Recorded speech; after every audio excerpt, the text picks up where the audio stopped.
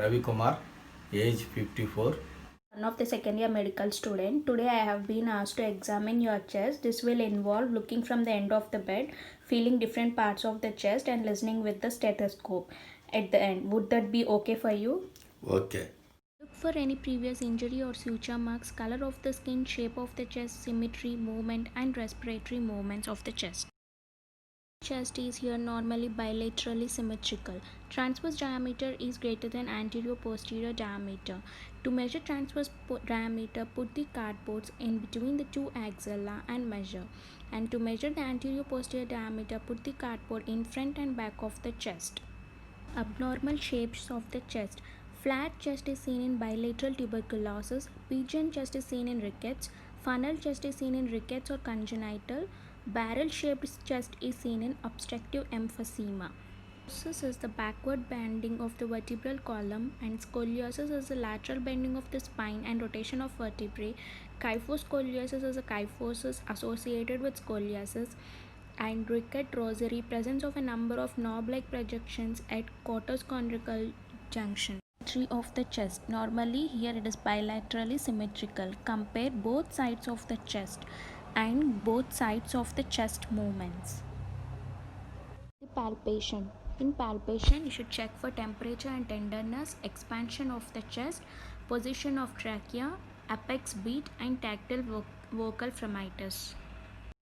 Touch the dorsal surface of the hand for temperature. You have to find out any local rise of temperature, because if there is any local rise of temperature, then there is suspicious cancer tumorous growth inside the chest cavity.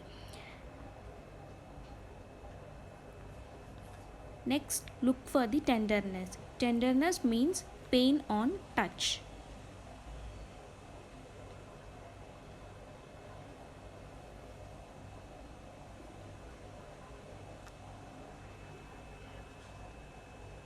For the expansion of the chest in the anterior, put the palm over the anterior lower side of the chest wall, fingers to be parallel to the ribs and thumb at the center, and tell your patient to take deep inspiration and expiration.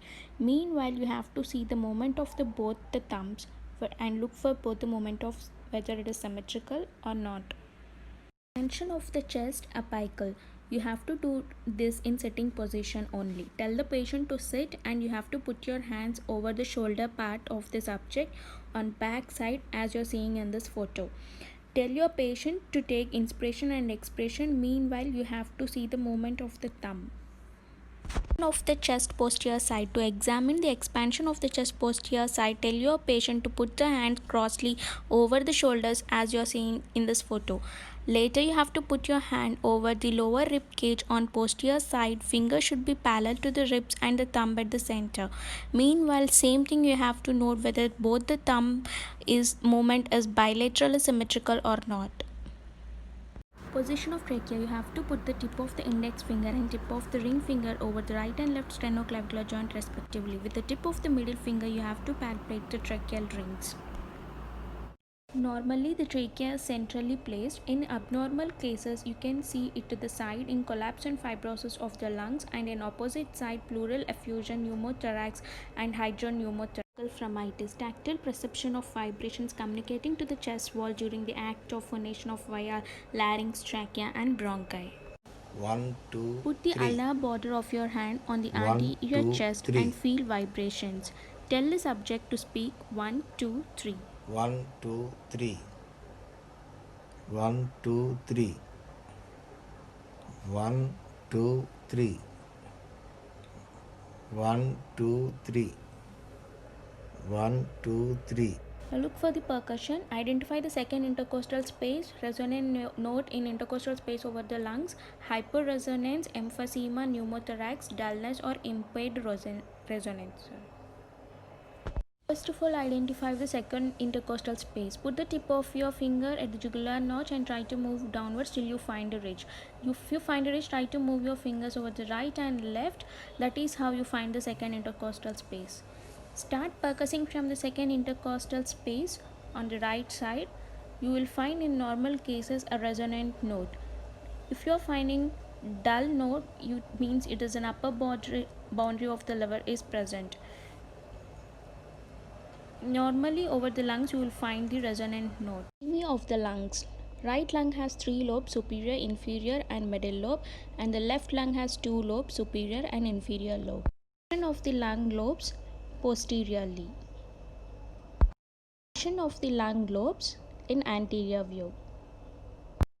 Examine the hand of the patient. Ask the patient to put their hands in front of them and look for any peripheral sinuses. Bring 2 fingernails together like this for me. And again, if you could bring your arms out in front of you, I'll just access the temperature of your arms.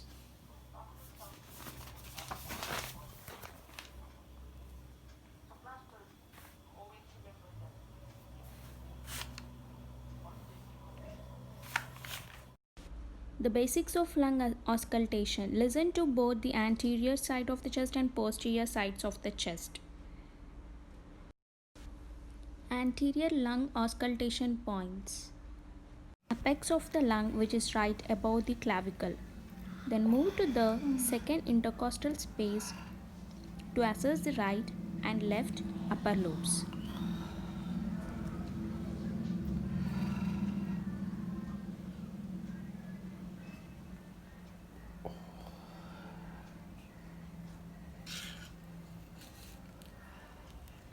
Then to the third intercostal space.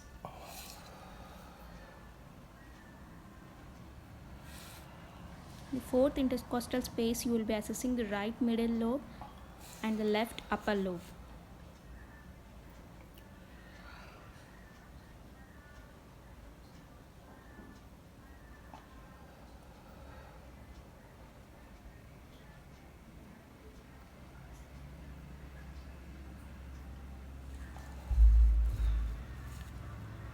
The mid axillary at the sixth intercostal space, you will be assessing the right and left lower lobes.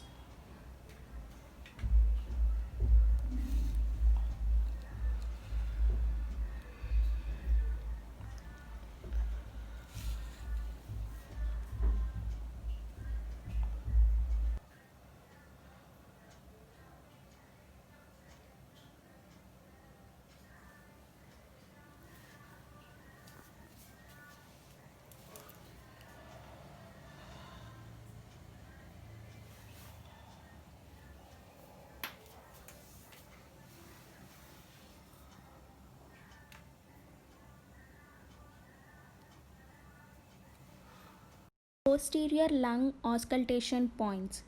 Start right above the scapula to listen to the apex of the lung, then find C7 and go to T3. Then from T3 to T10, you will be able to assess the right and the left lower lobes. Again, move the stethoscope to different areas. Look for the normal lung sounds. Normal lung sounds are bronchial, bronchovesicular, and vesicular.